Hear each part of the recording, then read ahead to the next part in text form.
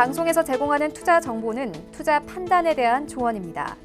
방송에서 제공하는 주식의 가치, 가격 상승 및 가격 하락에 대해서는 방송사에서 보장하지 않습니다.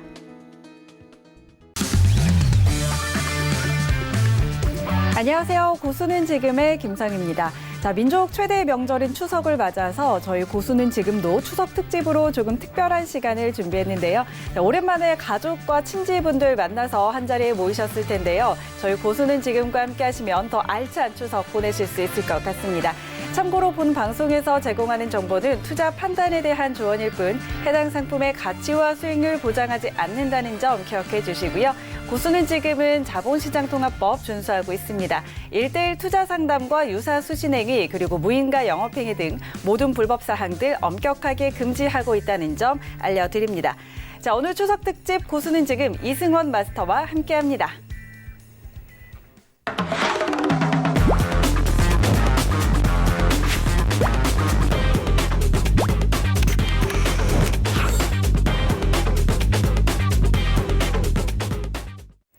네, 오늘 함께할 이승원 마스터님 인사 나눠보죠. 안녕하세요. 네, 안녕하세요. 오늘 추석 특집 고수는 지금에서는 좀 어떤 내용들 준비해 주셨나요?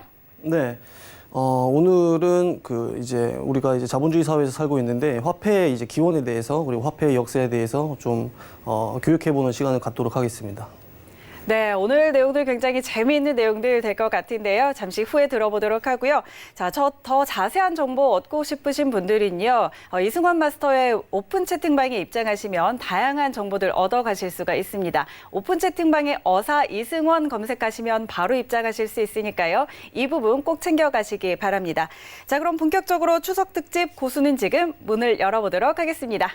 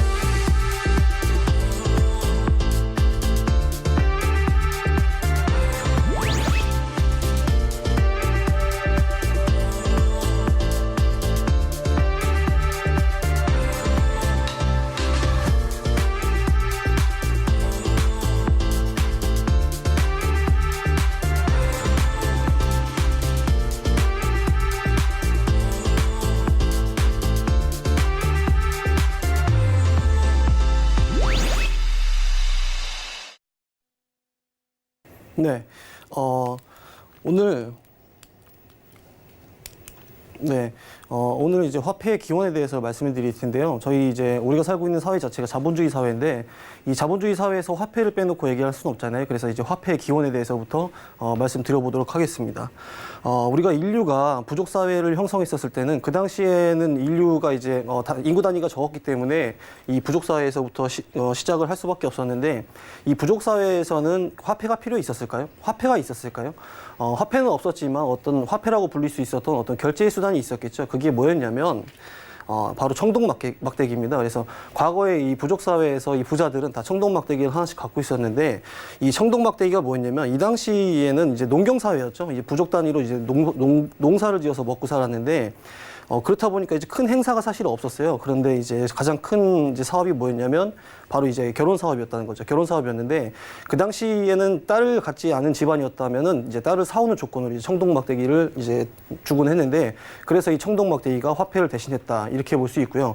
그 당시에는 우리 이제 젊은 친구들이 굉장히 위험하게 놀았어요. 이제 놀이가 없었겠죠. 그렇기 때문에 뭐 짐승을 따라가거나 서로에게 이제 돌을 던지면서 위험하게 이제 놀이를 많이 했는데 그 당시에는 그렇게 많이 이제 이렇게 좀 위험하게 놀다 보니까 사망하는 일들이 좀 잦았습니다. 근데 그렇게 이제 같이 놀다가 이제 사망을 하게 되면은 사망을 한 아버지가 이제 그 당시에 사람 본능이라는 게 복수심이 있잖아요. 그래서 같이 논 친구를 죽이려고 했습니다. 근데 그렇게는 안 됐고, 이제 부족의 이제 추장이 나서서 이제 사망한 아버지를 데리고, 그 반대 아버지를 같이 이제 모아놓고 화해를 시켰는데 그게 화해가 될까요? 그래서 그때 당시에 이제 이 화해의 목적으로 인해서 이 완푼이라고 하죠. 이제 조개 껍데기를 갈아서 만든 이 완푼이라는 이 사회 계급장인데 이거를 주면서 실질적으로 내가 죽을 수는 없으니까 내가 죽겠다 대신에 내가 직접 죽을 수는 없고 이 사회 계급장을 주면서 이렇게 이제 불편한 부탁을 하거나 이런 이제 화폐 같은 이제 역할을 했다 완푼이. 그래서 이 조개 껍데기로 만든 완푼이 그 당시에 이제 화폐로 불렸다. 총동막대기도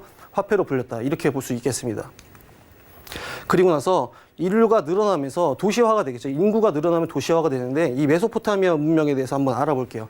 이 메소포타미아 문명은 그때 당시에는 그 사람이 늘어났는데 사람이 굉장히 인류가 많이 늘어나면서 이제 돈이라고 불리는 게 바로 이제 사람이 됐습니다. 사람.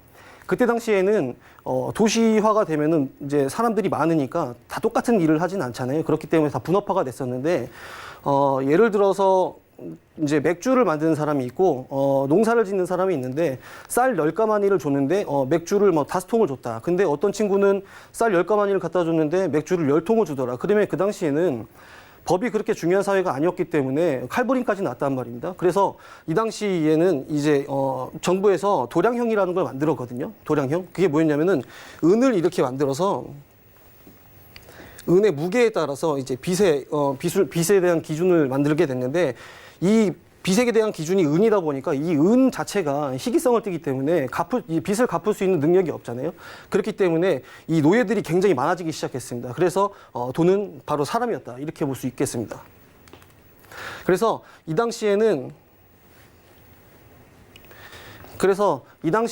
이 지구라트라는 곳이 있었는데 이 지구라트에서 일하는 이 지구라트가 뭐냐면 씨앗이나 먹을 걸 보관하는 데였어요. 근데 이 사람들이 이제 자기가 나서서 직접 이 지구라트라는 곳에 씨앗이나 먹을 걸 넣어놓지는 않았습니다. 그렇기 때문에 이 지구라트에서 일하는 사람들이 꾀를 썼어요. 꾀를 썼는데 어떤 거였냐면 이때 당시의 문명들, 특히 이제 메소포타미아 문명도 마찬가지지만 이 당시에는 다 강줄기 옆에 살았었는데 이 지구라트에서 이제 일하는 사람들이 강의 신령이 있는데 우리가 이제 뭐 곡식이라든지 먹을 걸 갖다가 이제 제물로 바치지 않으면 이제 강이 불어나서 다 이제 뭐 몰살이 될 것이다 이런 식으로 이제 협박을 했다는 거죠. 그래서 이 지구라트에 이제 곡식이나 씨앗을 맡겨놓는 이제 수단으로 약간 어떤 은행이다 이렇게 보시면 되는데 그 당시에는 이제 다 농경사회에서 일을 했었는데 우리가 이제 씨앗을 이제 뭐 농사가 잘 안 돼갖고 이제 씨앗을 다시 되찾으러 왔을 때는 우리가 그냥 줬을 거야. 이 지구라트에서 일하는 사람들이 그렇지 않았다는 거예요. 그래서 이 지구라트에서 일했던 사람들이 다 증식이자를 그때 발생을 시켰는데 그 당시에는 농사가 잘 될 때도 있고 안 될 때도 있었잖아요. 그렇기 때문에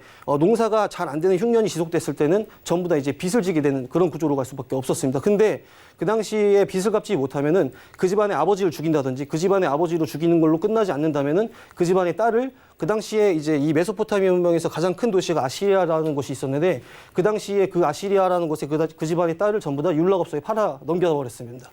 그래서 그 당시에는 아시리아에 가면은 전부 다 이렇게 이제 부르카라는 걸 이제 입은 여성들이 지나다녔었는데 이 부르카를 입은 여성들은 율락업소에서 일하지 않고 엘리트 집안의 딸들을 이렇게 부르카를 입히면서 아무나 건드리지 못하게 이런 이제 방식으로 이렇게 입혔었는데 이 제도가 지금의 이슬람의 어떤 히잡이라나 이제 부르카 이런 이제 제도로 발전하게 된 것이죠. 그래서 이 메소포타미아 문명의 이제 가장 이제 마지막 이제 그 나라가 우리가 이제 사사왕조 이제 페르시아라고 하죠. 이 페르시아도 그때 당시에도 지금도 마찬가지지만 경제가 발전하면 통화량이 늘어나야 되는데 그 당시에 이제 기축통화가 인간이었다라고 했잖아요. 그래서 이 인간 노예 사냥에 떠나게 됐는데 그래서 이 메소포타미아의 이 페르시아 제국이 이제 그리스를 이제 쳐들었죠. 그래서 이 영화 300을 이제 보셨을지 잘 모르겠지만 아무튼 이제 그리스와의 전쟁을 이제 하게 됐습니다. 당시에는 이렇게 1%의 지배계층과 99%의 노예계층이 이런 식으로 지속됐는데 이 노예가 많아지면서 노예들이 밀란을 일으키기 시작합니다. 그래서 이 각 나라 왕들이 어떻게 했냐면 이 1%의 일반인들을 군대화 시켜가지고 이 노예들을 죽이는 전쟁을 합니다. 이게 바로 노예 전쟁입니다. 간단하죠. 그래서 이 노예 전쟁이 끝나면서 바로 이제 군사화폐 제도로 넘어가기 시작합니다. 그래서 그 당시에는 이제 돈의 기준이 되는 게 이제 은화와 금화였는데 이 금을 이제 이 당시 금과 은이 다 어디 있었습니까? 다른 나라 성들이 있었어, 성전에. 그래서 이 당시에는 다른 나라 성전을 이제 전쟁을 통해서 성전에 있는 금은 보화를 털어왔었는데, 이 당시에 이 성전을 가장 잘 털었던 사람이 바로 알렉산더 이제 대왕이죠. 그래서 이 알렉산더 대왕이 자신의 얼굴을 동전에 찍으면서 이제 동전의 시대가 시작됐다, 이렇게 볼 수 있습니다. 근데 그 당시에 금과 은화 자체가 굉장히 희귀성이 높았다 그랬죠. 그래서 이 모든 이 군인들한테, 로마의 군인들한테 이 금화, 은화를 줄 수가 없었어요. 그래서 이 전쟁을 해야 되는데 이 군수 통자들이 어떻게 생각을 했냐면, 이 당시에 이제 금화, 은화가 한정된 자산이기 때문에 우리가 어떻게 하면은 이 생활 필수품으로 이제 월급을 주고 이 사람들이 이 소금을 가지고, 이 월급을 가지고 어떤 생활에 쓸 수 있을까라고 생각을 하다가 나온 게 바로 이 소금 있죠, 소금. 그 당시에 로마 제국의 이제 군인들은 다 소금으로 이제 월급을 받았다고 했는데, 이 당시에 소금 자체는 일단은 생활 필수품이었고, 소금으로 세금을 거둘 수 있다면 이것도 이제 화폐가 될 수 있었다, 이렇게 볼 수 있는 겁니다. 그래서 이제 로마군의 봉급이 이제 썰트다, 이제 셀러리, 지금의 이제 셀러리다라고 하는 이제 유대가 다 이제 로마군의 봉급이 썰트에서 나왔다, 이렇게 말씀드릴 수 있어요. 그런데 사실은 이렇게 이 로마 제국이 굉장히 컸었기 때문에 이 로마 제국도 결국에는 이제 몰락을 하게 됐습니다. 예, 그리고 이제 로마 제국이 무너지게 되면서 이제 중세 시대가 시작됐는데, 그 당시에 이제 예수 그리스도가 이제 탄생했죠. 예수 그리스도가 탄생했었는데, 예수 그리스도가 그 당시에 한 행적들 중에 굉장히 이제 좋은 일들이 많았었는데, 그 중에 그 시대의 사람들한테 가장 각광받았던 임팩트가 있었던 사건이 뭐였냐면, 그 당시에는 이제 고리대금 업자가 이제 신전들에 있었는데, 그 고리대금을 다 없애자는 운동을 했어요. 그래서 이 예수 그리스도가 이제 신전 파괴 운동을 했습니다. 그래서 예수 그리스도의 말씀이 닿는 곳마다 신전 파괴 운동이 일어나기 시작하면서 고리대금이 사라지기 이제 된 거죠. 그 당시에는 이 종교의 힘이 세지다 보니까 종교 이제 뭐 예를 들어서 뭐 코란이라든지 아니면 성경에 있었던 이런 얘기들이 이제 법보다 더 강해지는 일들이 굉장히 많았습니다. 그래서 예수 그리스도가 있었고요. 네, 그 당시에는 이제 유럽에서는 그런 일들이 있었고, 중동 이제 아랍권에서는 어떤 일이 있었냐면은, 그 당시에는 아랍권은 이제 군사화폐라든지 노예화폐라는 제도가 없었고, 자기들끼리 이런 어음 거래를 하기 시작했어요. 어음이라는 게 신용거래잖아요. 이런 신용거래를 통해서 이 아랍 상인들, 이제 아랍권 중동들은 이런 이제 거래를 통해서 굉장히 이제 그 경제가 많이 발전했죠. 경제가 많이 발전했는데, 그 당시 이제 몽골 제국은 아직도 노예화폐 제도였어요. 노예화폐 제도고 이제 군사화폐 제도다 보니까 전쟁을 통해서 이제 경제력을 발전시켜야 될 수밖에 없었는데, 이 당시 몽골 제국이 이 중동의 이제 아랍 상인들이 돈을 많이 번다는 소리를 듣고 이제 아랍으로 이제 중동으로 이제 전쟁을 하러 들어갔는데, 그 당시에 이제 이 바그다드 강에 있었던 이제 사건이었는데, 이 당시에 이제 이 아랍을 전쟁을 통해서 이제 전부 다 쓸어버렸고, 그 당시 이제 성전의 문을 열었는데 금보화가 가득 찰 줄 알았었는데 보니까 전부 다 이제 어음밖에 없었던 거죠. 잉크들. 그래서 종이에 묻은 잉크들이 있었는데 이걸 보고 화가 나서 전부 다 이제 이 중동 사람들 다 죽여버리고, 그 다음에 이 바그다드 강에다가 거기 있었던 어음들 전부 다 버렸다. 그래서 이 바그다드 강이 이렇게 거목해 물들었다, 이런 사건이 있었습니다. 네, 그 당시에 이제 유럽에서는 이제 성주들이 자기들끼리 이제 땅 따먹기를 하고 있었단 말이죠. 성주들은 이제 전부 다 이제 기사계층들이었는데, 기사들이 다른 이제 영주권에 이제 가서 이제 그 성에 이제 있는 기사와 싸워가지고 다 땅 따먹기를 하고 있었는데, 아랍은 아까 말씀드렸던 이제 그런 이제 자기들끼리 이제 어음거래를 하면서 군사력도 키워갔습니다. 군사력도 키워갔는데, 문제가 뭐였냐면은 이 유럽에 있는 이제 성주들은 자기네들끼리 이제 땅 따먹기를 하고 있으니까 그 당시에 이제 교황이 이제 화가 난 거죠. 화가 나서 자기들끼리 이제 땅 따먹기를 하고 있으니까 그러지 말고 너희가 이제 중동을 가서 예루살렘을 다시 탈취를 해와라. 그러면은 너네가 지금까지 사람을 죽였건 뭘 했던 이제 다시 이제 천국으로 갈 수 있다, 이렇게 얘기를 해서 터진 게 바로 이 십자군 전쟁이었고요. 네, 이제 그러면서 이제 봉건 제도가 시작이 됐는데, 이 봉건 제도가 뭐냐면 땅을 중심으로 한 계약인데, 이 당시에 이제 이 봉건 제도 더 자세히 설명을 드리자면은, 이 봉건 제도의 구조는 이렇게 돼 있습니다. 이렇게 돼 있는데, 이게 결국에는 이 영주와 농노 간에 이제 땅을 중심으로 한 이제 노예 계약이었어요. 노예 계약이었는데, 이 당시에 유럽이 잘 살았을까요? 그렇게 잘 살지 못했겠죠. 그래서 이 당시에는 다 농사를 짓고 살았기 때문에, 농사가 잘 안 됐을 때는 먹을 게 없기 때문에 이렇게 잘 살지 못하는 그런 구조가 돼 있었습니다. 근데 그 당시에는 그렇다고 하더라도 이 사람들이 사치를 부리지 않았을까요? 그래서 그 당시에 유럽의 최고의 사치는 뭐였을까요? 바로 고기에 후추를 뿌려 먹는 것이죠. 근데 그 당시에 왜 고기에 후추를 뿌려 먹었냐면은 고기를 보관할 냉장고가 없었기 때문에 고기에서 냄새가 많이 났겠죠. 그래서 향신료가 굉장히 중요했었는데, 그게 전부 다 이제 인도네시아라든가 이제 인도에서 갖고 왔단 말이죠. 근데 그 당시에 이제 유럽에서 인도네시아로 갈 수 있는 이제 골목길에서 이 오스만 투르크의 이제 그 전쟁이 있었어요. 전쟁이 있었기 때문에 그 당시에 인도네시아로 갈 수 있었던 이제 길목이 차단이 된 거죠. 그래갖고 이 당시에는 이제 인도네시아로 가야 되는데 도저히 갈 수가 없으니까 해상으로 갈 수 있는 이제 길을 찾기 시작했습니다. 그 당시에서 그래서 그 당시에 이제 내가 인도네시아를 찾을 수 있다라고 이제 얘기했던 사람이 바로 이 콜럼버스죠, 콜럼버스.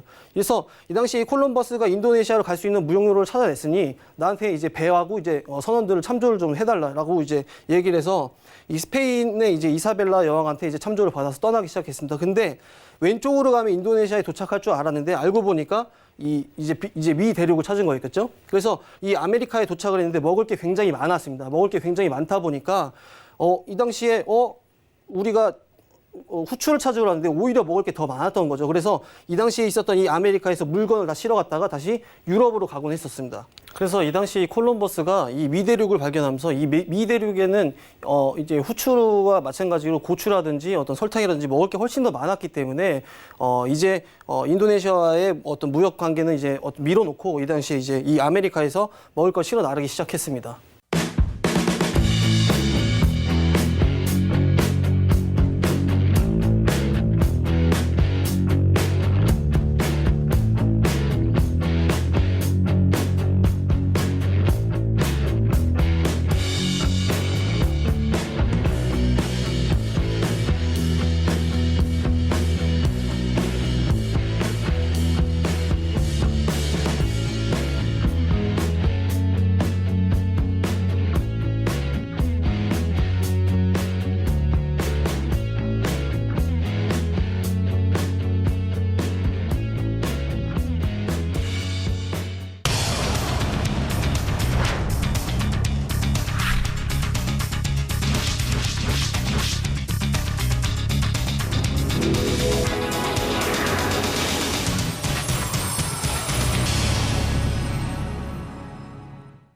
네, 저희 추석 특집 고수는 지금 오늘은 화폐 기원에 대해서 이야기 쭉 들어보고 있는데요. 더 자세한 정보 얻어가실 수 있는 방법 다시 한번 안내해 드리도록 하겠습니다.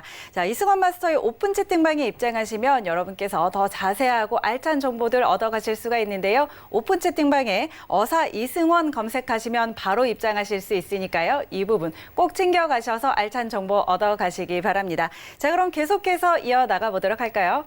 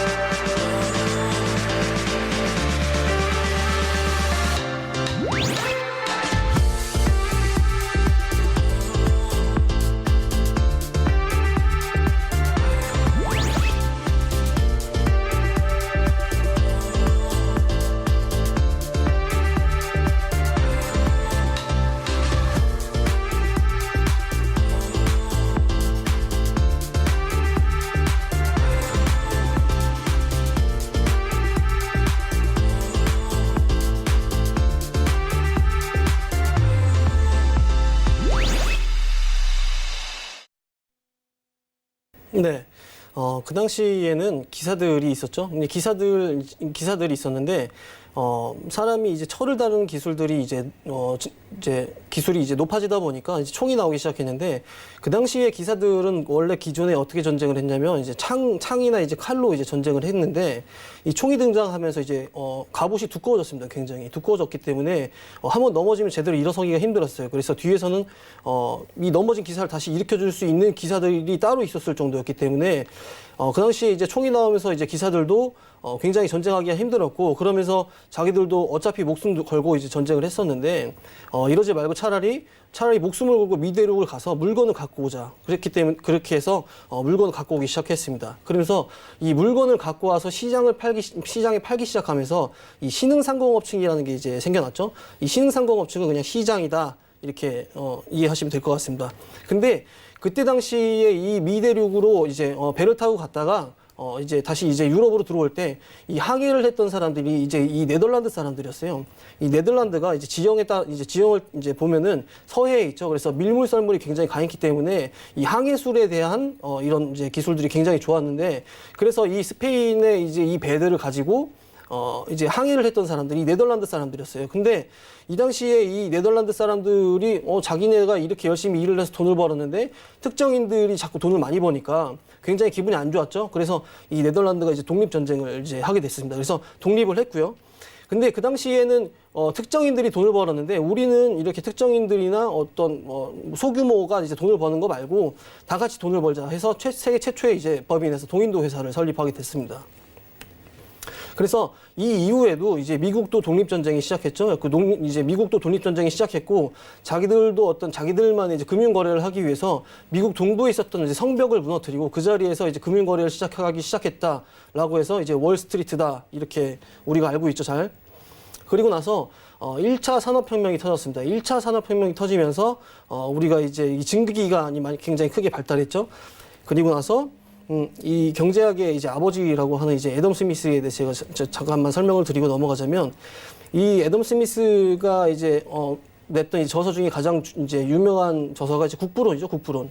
근데 이 국부론에서 이제 딱 두 가지만 기억하시면 되는데 이제 나라가 잘 살려면 어떻게 해야 되느냐라고 이제 말씀하신 것 중에 가장 기억에 남는 이제 두 가지가 이제 분업화를 해야 된다. 분업화.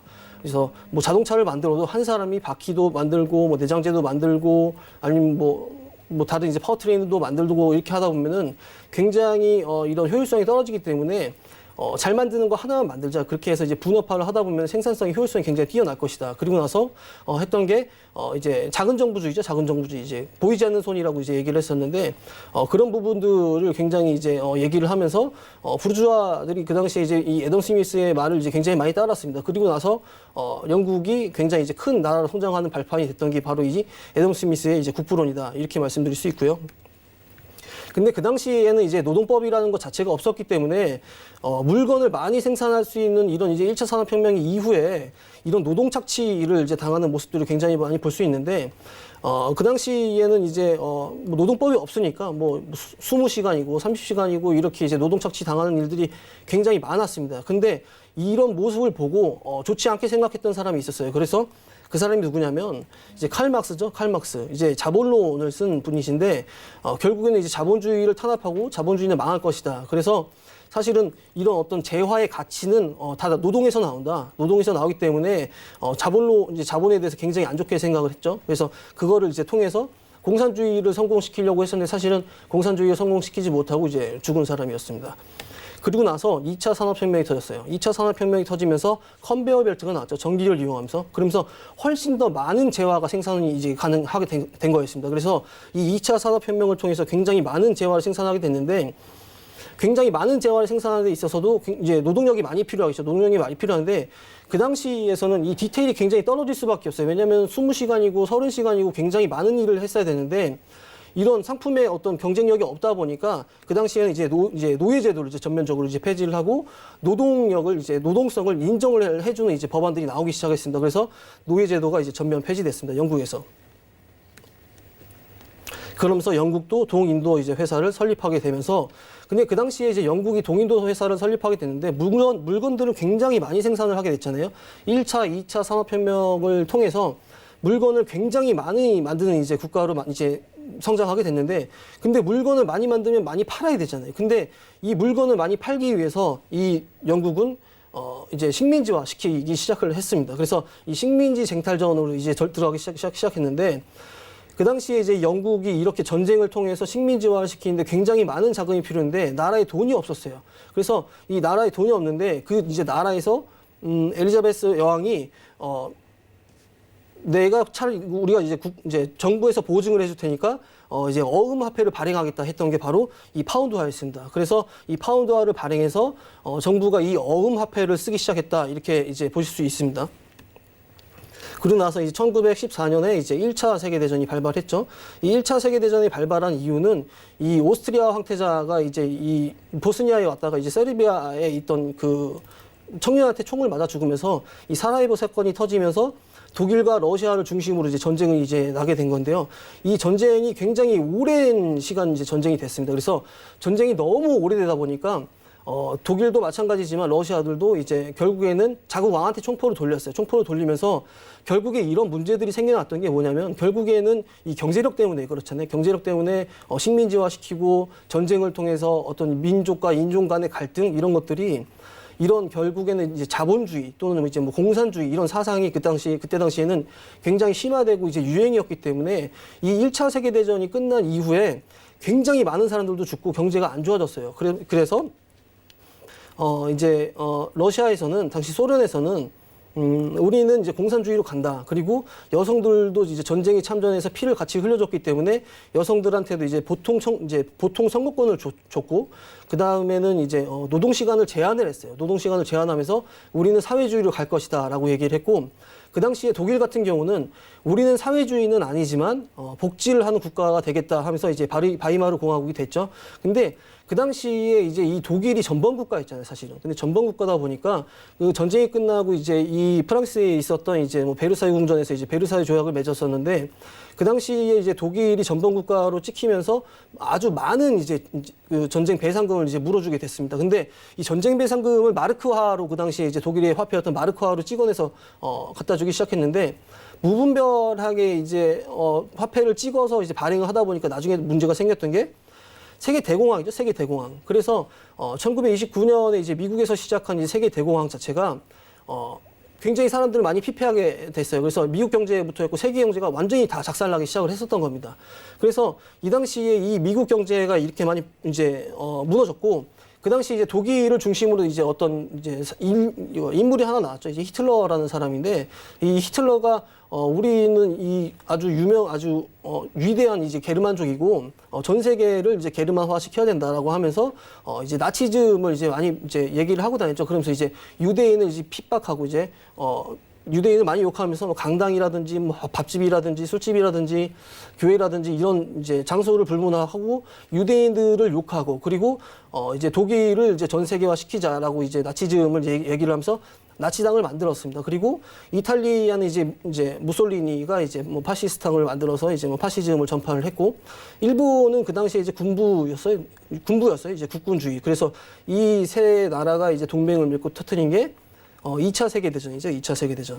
네, 그렇게 이제 2차 세계대전이 시작이 됐는데, 이 2차 세계대전은 독일이 이제 폴란드를 침공하면서 시작이 됐습니다. 그리고 폴란드를 침공하는데 시간이 굉장히 빠르게 이제 시작이 됐는데, 그 당시에는 독일이 이런 기계화 사단이 굉장히 이제 큰 역할을 많이 했어요. 그래서 이 폴란드를 점령을 하고 이제 프랑스를 점령을 하려고 이제 좌측으로 갔는데, 이 프랑스 군들은 그 당시에 독일을 대적할 수 있는 군사력이 되지 않았어요. 그렇기 때문에 이 독일의 이제 이 기계화 사단을 막기 위해서 국경 옆에 이제 또랑을 파고 이제 벙커를 설치했는데, 그게 바로 이제 마지노선이죠. 마지노. 우리가 이제 얘기를 하는 게 이제 마지노선인데, 그 당시에 이제 프랑스 육군 대장 이름이 이제 마지노였습니다. 그래서 이제 마지노선이라고 했는데, 결국에는 그 또랑길로 가지 않고 이제 벨기에를 통해서 이제 프랑스를 점령하기 시작했습니다. 그래서 프랑스를 점령을 했고요.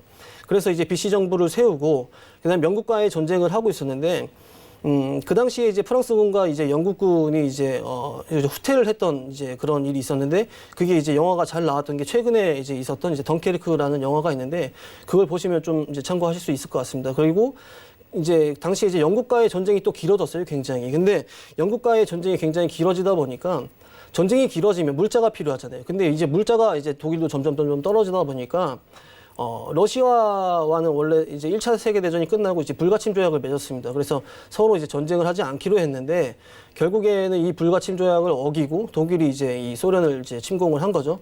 이제 이 소련 침공하면서 전쟁이 굉장히 길어졌는데, 처음에는 독일이 굉장히 우세를 했습니다. 그래서 이제 스탈린그라드까지 쭉 밀고 나갔다가 결국에는 이제 거기서부터 이제 다시 이제 러시아가 이제 밀고 들어오기 시작했는데, 그 당시에 러시아가 이제 독일까지 쭉 들어오면서 이제 문제가 뭐였냐면은, 러시아는 그때 당시에 이제 사회주의였잖아요. 사회주의였었는데, 러시아가 유럽을 전부 다 먹으면 유럽 전체가 사회주의화 될 수가 있잖아요. 그래서 미국이 2차 세계대전에 이제 참전하게 됐는데, 그러면서 이제 이 프랑스에 있었던 해안가 이제 노르망디 상륙 작전을 통해서 독일에서 이제 전쟁이 멈췄죠. 근데 2차 세계대전은 사실은 유럽에서만 열린 게 아니었잖아요. 그래서 이 아시아로 와보면 이 일본이 조선을 식민지화 시키고 그다음에 이제 만주를 통해서 중국으로 가 있던 상태였습니다. 그래서 중국에서 이제 전쟁을 하고 있었는데 사실은 이 중국도 도시는 전부 다 점령을 했었어요. 근데 이제 그때 당시에 이제 중국에 있었던 이제 공산당과 이제 국민당이 이제 서로 이제 전쟁을 하고 있었죠. 장제스와 이제 모택동이 전쟁을 하고 있었는데 일본이 자국에 이제 들어와서 점령을 하고 있으니까 그때 당시 이제 우리 전쟁을 이제 다음으로 좀 미루고 우리 힘을 합쳐서 일본군과 싸우자라고 했었던 게 이제 국공합작이었습니다. 그래서 이 국공합작을 통해서 이제 게릴라전을 했어요. 게릴라전. 그때 당시 중공군이 제일 잘했던 게 이제 게릴라전이었었는데 이렇게 게릴라전이 길어지다 보니까 일본군이 전쟁이 굉장히 길어졌겠죠. 그래서 전쟁이 길어지면 제가 아까 이제 물자가 필요하다고 말씀드렸잖아요. 그래서 전쟁이 굉장히 길어지다 보니까 이제 물자가 필요했었는데 이 물자가 필요했던 것 중에 이제 가장 큰 하나가 이제 당연히 석유겠죠, 석유. 근데 그때 당시에는 이제 석유가 바로 인도네시아에 있었어요. 그래서 이 인도네시아로 가고 싶었는데 이 인도네시아를 지나가려면 필리핀을 거쳐서 갔어야 됐어요. 근데 그때 당시 필리핀은 미국의 이제 그 식민지였죠. 그래서 이 미국을 공격하지 않고서는 인도네시아를 갈 수 있는 방법 자체가 없었습니다. 그래서 그때 당시에 일본이 이 필리핀에 있었던 이제 미 해군을 공격을 했습니다. 그래서 이 미 해군이 이제 퇴각을 했죠. 그때 퇴각한 미 해군의 제독이 이제 우리가 잘 알고 있는 이제 메가더 장군이죠. 그리고 나서 그렇게 전쟁을 하면서 미군과의 전쟁이 사실은 어떻게 보면 시작이 됐다 이렇게 보시면 되는데 그리고 나서 했던 게 이제 진주만을 폭격을 했고 그래서 이제 그 이후에 이제 전쟁을 했었던 게 이제 미드웨이 해전 그리고 나서 미국과의 전쟁이 지속되면서 이제 일본의 재앙이 시작된 거였죠. 그리고 나서 이제 미국이 이제 본격적으로 참전을 하면서 1955년 4월 달인가 그때 당시에 이제 오키나와까지 전부 다 들어갔었어요. 그래서 이제 본토까지 먹고 전쟁을 했는데 결국에는 일본이 항복을 하지 않자 이제 핵폭탄을 이용을 했었던 그리고 나서 이제 2차 세계 대전이 끝나고 우리나라가 이제 1945년 8월 15일 날 이제 광복을 하게 된 이제 그런 사건이었는데 근데 이 전쟁을 이렇게 하다 보니까 그때 당시에 2차 세계대전에 이제 참전하지 않고서 이 대공황을 극복했었던 나라가 바로 미국이었잖아요. 그래서 이 미국은 사실은 그때 당시에 전 세계에 있었던 금을 전부 다 쓸어올 수 있게 됐습니다. 그래서 이때 당시에 1944년에 미국 이제 브렌튼 우즈 체제가 시작이 됐는데 전 세계적으로 이제 어떤 이런 뭐 식민지화다 이런 건 이제 하지 않고 세계무역을 하면서 자유무역을 하면서 어떤 기축통화가 이제 나왔어야 되는데 근데 사실은 이전의 기축통화는 파운드화였습니다.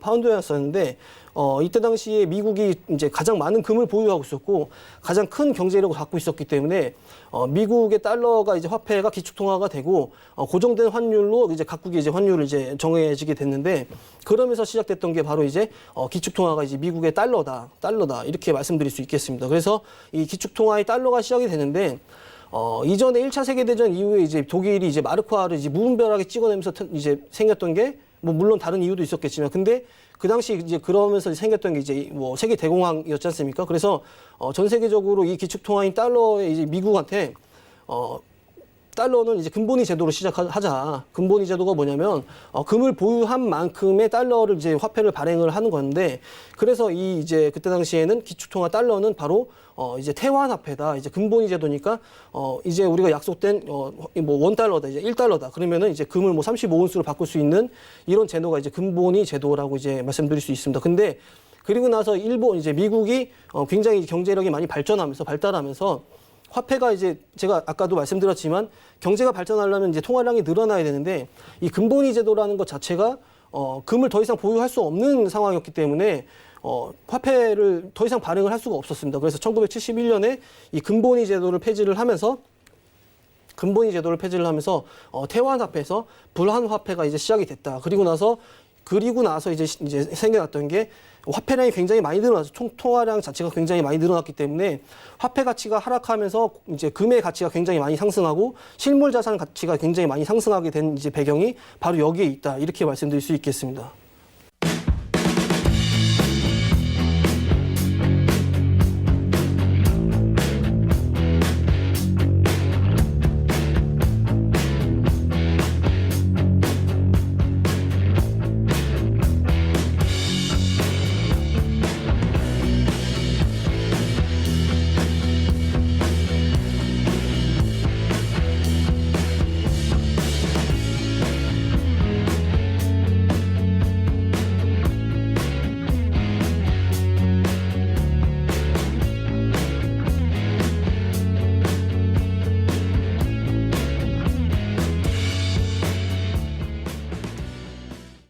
네, 오늘 이렇게 화폐 기원에 대해서 이야기 들어보고 있는데요. 아주 깊이 있는 그런 역사를 알게 된 것 같습니다. 자, 그렇다면 이제 기축통화가 달러가 됐잖아요. 그러면 이 달러가 기축통화로서 여러 가지 화폐에 또 영향을 미치고 있는데 원달러 환율도 그렇고요. 이런 것들이 또 변동하는 것, 그리고 이런 변화에 따라서 우리나라 경제에는 어떤 영향을 미치고 있는지 그런 부분도 한번 이야기 들어볼까요? 우리나라 경제가 사실은 뭐 미국의 이제 뭐 환율이 올라간다, 이제 원달러 환율이 올라간다는 것은 두 가지 이제 우리가 이제 두 가지를 생각을 해야 되는데, 원달러 환율이 올라가면 사실은 우리나라 경제 같은 경우는 수출장적 국가이기 때문에 수출하는 이제 기업들한테는 굉장히 좋겠죠. 그래서 환율이 올라가면 마진율이 올라가기 때문에 가격 경쟁력을 높여서 우리 수출 기업이 훨씬 더 이제 해외에서 이제 조금 더 이제 많은 이제 뭐 수출을 할 수 있다, 이렇게 볼 수 있고, 근데 이제 반대로는 이제 수입하는 이제 물가 자체가 비싸지기 때문에 그런 부분은 조금 이제 좋지 않다, 이렇게 말씀드릴 수 있고, 그리고 지금 이제 제가 이제 계속 오늘 이제 교육 중에서 이제 교육하면서 굉장히 많은 말씀을 드렸었는데, 결국에는 화폐는 지금까지 계속 지속적으로 바뀌어 왔잖아요. 그렇죠? 화폐라는 거는 뭐 조기 껍데기였을 때도 있었고, 소금이었을 때도 있었고, 금화였을 때도 있었고, 지금 현재 화폐일 때도 있었고, 지금 현재 화폐이지만, 화폐는 지금 역사적으로 봤을 때는 바뀔 수 있다, 앞으로도 바뀔 수 있다, 이렇게 생각을 하고 있습니다. 이렇게 생각을 하고 있지만, 그것이 뭐 비트코인이다, 이렇게는 저는 생각을 하고 있지는 않습니다. 근데 많은 사람들이 이제 지금까지의 화폐량이 너무 많다, 너무 많고, 이런 화폐를 발행하면서 이게 지금 신용화폐라고 부르지 않습니까? 신용화폐라고 부르는데, 이런 신용화폐를 굉장히 많이 발행을 하면서 각 국가들의 부채가 굉장히 많이 늘어나고 있다.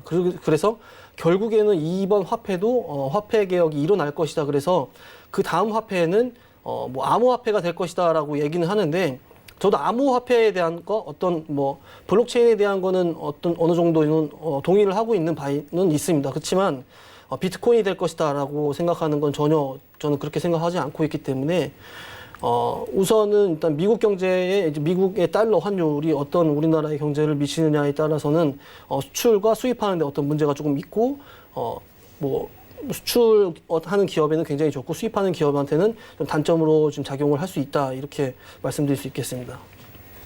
네. 자, 우리나라의 또 수출과 수입 이런 부분과 관련해서 이야기를 해주셨는데요. 자, 그렇다면 또 달러와 연관지어 볼 수 있는 게 화폐와 금속, 예를 들면 골드 같은 경우죠. 이런 부분과도 또 연관을 지어 볼 수 있을 것 같아요. 또 관련성은 어떻게 볼 수 있을까요? 사실 원래 화폐 자체가 이제 금화였잖아요.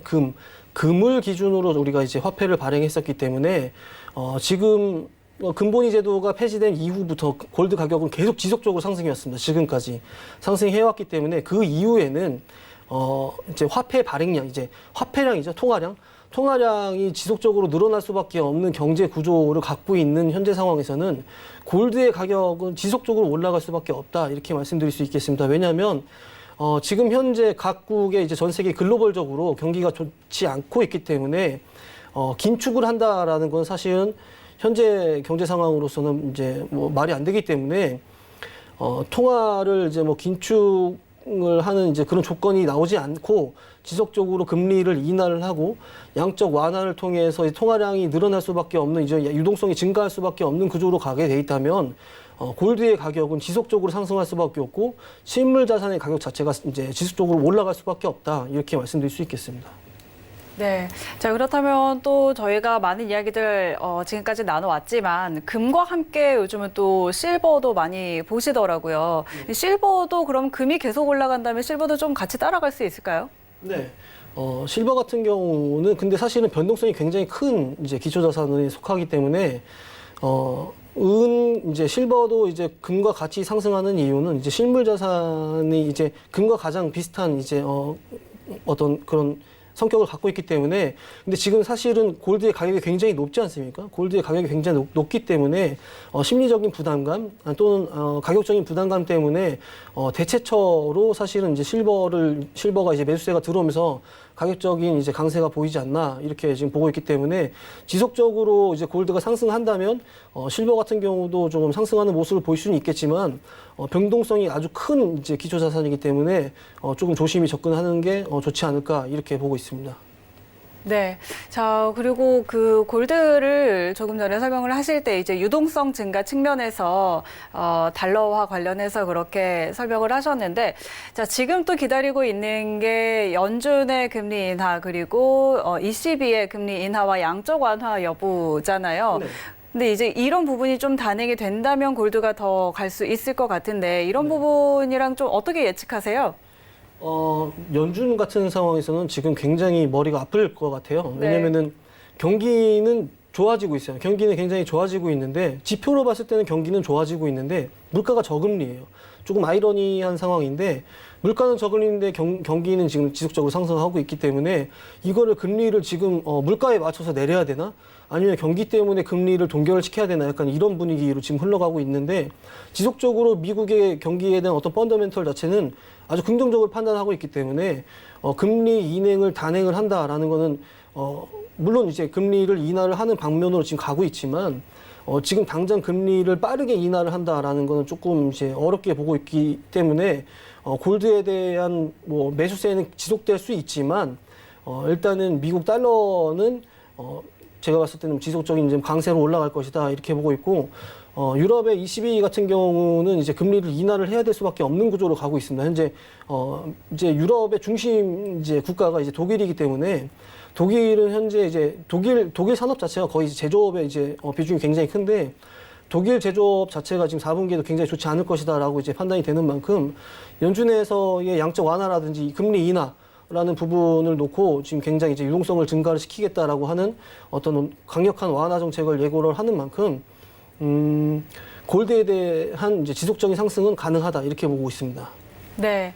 자, 그런데 또 전 세계적인 이 양적 완화와 관련한 부분에서는 골드와 실버 모두 다 이제 지속적으로 상승할 가능성이 있는데 지금 또 미중 무역 협상이 남아 있잖아요. 네. 근데 미중 무역 협상이 지금까지는 계속해서 장기화되고 지지부진한 모습을 보이고 있는데 또 9월 말에 협상이 남아 있고 10월 초에도 협상이 이제 고위급 협상이 진행될 예정이잖아요. 네.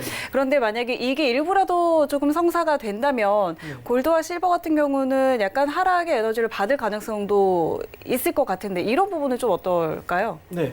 예를 들어서 뭐 전문가인 저 같은 입장에서는 사실은 미중 무역 전쟁이 이런 분쟁이 이제 이런 협상에서 어떤 협상을 이끌어낼 것이다라고는 생각을 하고 있지는 않지만 어떤 트럼프의 재선에 영향을 미치는 만큼 현재 어떤 아주 조그만한 아주 어떤 뭐 협상은 이루어질 수 있다 이렇게 보고는 있지만 만에 하나 그런 일이 생긴다면 골드가 이제 하락하는 모습을 볼 수 있겠지만 그렇게 크게 뭐 걱정할 정도로 하락세를 보일 것 같지는 않습니다. 그렇기 때문에 일단은 항상 이제 유동적으로 대응을 이제 해야 되는 입장에서 투자자들께서는 어떤 이런 시황이라든지 시사를 이제 지속적으로 모니터링하면서 기술적으로 접근을 하는 게 맞을 것 같다 이렇게 말씀드릴 수 있겠습니다. 그러면은 그 계속해서 지속적으로 오른다는 게 좀 언제까지를 보고 계시는 거예요? 골드에 대한 가격 자체가 네. 뭐 글로벌 글로벌 경기가 살아나는 기준이 돼야 그리고 금리 인하 기조가 끝났을 시점, 아니면 또는 이제 금리 인하 기조가 끝나고 통화 긴축을 해야 되는 시점이 왔을 때, 그때 되면 이제 뭐 골드라든지 뭐 실버라든지 이런 안전자산의 가치가 이제 하락하지 않을까 이렇게 예상을 하고 있는 만큼 골드에 대한 이제 수요 증가는 앞으로 당분간 지속될 것으로 보고 있습니다. 네. 자, 지금 계속 이야기 나누고 있는 게 이제 뭐 달러화 그리고 금 본이자 아까 설명을 해주셨고요. 또 그에 따라서 달러화와 연관지어서 금과 은의 상승 이런 부분 이야기하고 있는데 요즘은 또 유럽의 위기도 좀 이야기가 많이 나오고 있잖아요. 근데 그 중에 좀 불확실성이 있는 게 현재 뭐 독일의 제조업도 있고요. 또 브렉시트 문제도 있는데 이탈리아 재정합의 문제도 있는 것 같아요. 이 부분은 어떻게 좀 봐야 될까요? 이탈리아 같은 경우도 네. 경제 구조상 조금 이제 사실은 독일과 비슷합니다. 독일과 비슷하기 때문에 독일과 비슷한 지금 현재 상황이다 이렇게 그냥 보시면 되긴 하지만 결국에는 유로존 안에서 굉장히 이제 가장 큰 영향력을 행사하고 있는 국가 자체가 독일과 프랑스인데 독일의 이제 제조업 산업 자체가 좋지 않다라는 것은 이탈리아의 제조 산업도 좋지 않다 이렇게 지금 보고 있어야 되기 때문에 이탈리아의 재정 상태도 좋지 않고 그리고 이제 영국이 이제 브렉시트 문제도 있지만 어떻게 보면 영국도 이런 이제 뭐 유럽 안에 이제 있는 이제 그런 뭐 난민 문제라든지 뭐 이민자 문제 이런 아주 골치 아픈 그런 문제들을 빠르게 사실은 브렉시트를 통해서 이거 해결을 할 수 있다 이런 것으로 보면은 어떻게 생각해 본다면 영국이 참 잘 하고 있는 행동이다 이렇게 볼 수도 있는데 현재 유럽 같은 경우는 단기간에 어떤 이런 통화 정책을 통해서 경기 부양 정책을 통해서 이제 부양할 수 있다 이렇게 보고 있지는 않기 때문에 조금 부정적으로 이제 당분간 봐야 되지 않을까 이렇게 보고 있습니다. 네.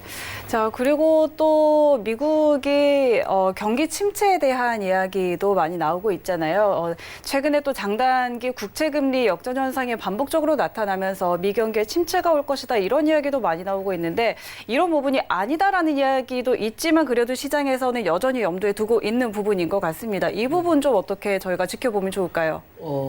장기 채권과 단기 채권의 금리 차이가 이제 커브 역전이 나왔다고 해서 무조건적으로 리세션이 나온 건 아니기 때문에 일단은 미국의 실물 경기를 자체를 봐야 될 것 같아요. 이제 실물 경기에 대한 어떤 지표를 가장 잘 보여주는 게 이제 S&P 지수인데 S&P 지수도 마찬가지고 나스닥 지수도 마찬가지고 다우존스 지수도 마찬가지고 굉장히 좋은 모습을 보여주고 있어요. 굉장히 좋은 모습을 보여주고 있고 현재 각종 지표들을 봐도 미국의 현재 실물 경기 자체가 그렇게 나쁘지 않다라고 보고 있기 때문에 미국의 경기 침체가 올 것이다, 금융 위기가 올 것이다라고는 절대 그렇게 보고 있지는 않습니다. 현재 미국에서 셰일 오일이 나왔고 현재 그런 이제 셰일 오일을 기준으로 무역 거래를 굉장히 많이 하고 있지 않습니다. 현재 그래서 그런 상황에서 경기 침체가 올 것이다라는 거는 조금 너무 이제 부정적으로 보는 게 아닐까 이렇게 볼 수 있겠습니다. 그래서 경기 침체가 온다는 것은 저는 좀 이제 동의하지 않는 바입니다. 네. 자, 오늘도 이렇게 이승원 마스터와 함께 다양한 이야기들 저희 들려드렸습니다. 오늘 이 시간도 좋은 말씀 들려주신 이승원 마스터와 인사 나눠보도록 하겠습니다. 오늘 말씀 고맙습니다. 네, 저희 이 시간 벌써 마칠 시간이 됐습니다. 추석 특집으로 준비한 고수는 지금 알찬 정보 전해드렸는데요. 자, 더 다양한 정보 얻고 싶으신 분들은요. 이승원 마스터의 오픈 채팅방에 입장하시면 다양하고 알찬 정보들 얻어가실 수가 있습니다. 오픈 채팅방에 어사 이승원 검색하시면 바로 입장하실 수 있으니까요. 이 부분도 꼭 챙겨가시기 바랍니다. 참고로 본 방송에서 제공하는 정보는 투자 판단에 대한 조언일 뿐 해당 상품의 가치와 수익률 보장하지 않는다는 점 기억해 주시고요. 고수는 지금은 자본시장통합법 준수하고 있습니다. 1:1 투자 상담과 유사 수신행위 그리고 무인가 영업행위 등 모든 불법 사항들 엄격하게 금지하고 있다는 점 다시 한번 알려드립니다. 네, 오늘 저희가 준비한 내용은 여기까지고요. 저희는 다음 주 월요일 밤 11시에 다시 찾아오도록 하겠습니다. 함께해 주신 시청자 여러분 고맙습니다.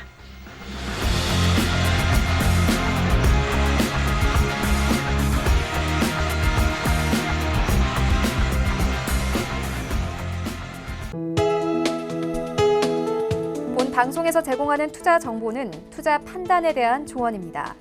방송에서 제공하는 주식의 가치, 가격 상승 및 가격 하락에 대해서는 방송사에서 보장하지 않습니다.